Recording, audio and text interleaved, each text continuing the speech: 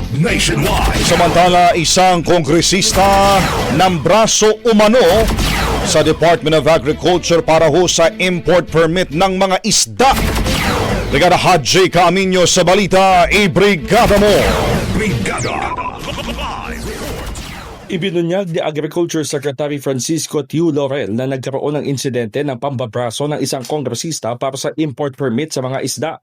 Sa budget briefing ng Department of Agriculture sa House Committee on Appropriations, sinabi ni Laurel sa interpelasyon ni Bicol Saraw Party List Representative Terry Redon na mayroong isang kongresista na humirit sa kanya ng mas maraming alokasyon para sa mga isda. At ang mambabatas na ito ay si Ako Bicol Party List Representative Elizalde Co.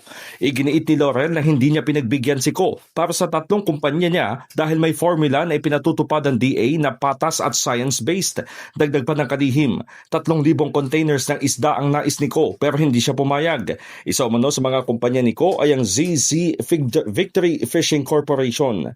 Mababati na bukod sa isiniwalat ni Laurel, may mga issue pang ibinabato laban kay Co na may kinalaman umano sa maanumalyang infrastructure projects at insertions sa pambansang budget. And ayoko nang sabihin kasi meron din isang congressman na humingi sa akin ng maraming allocation at hindi ko pinagbigyan ng isda.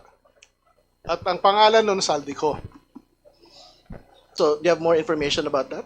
Well, I only have personal knowledge on the 3 companies he wanted me to give allocation kahit na may formula na kami.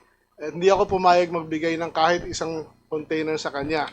In the heart of changing lives, ako si Brigada Haji Caaminyo ng 105.1 Brigada News FM Manila, the Music and News Authority. Brigada Balita Nationwide. Ang bahaging ito ay hatid sa atin ng Yummy-Vit ES3 Syrup. Simulang tuparin ang pangarap ng iyong anak. And starting now,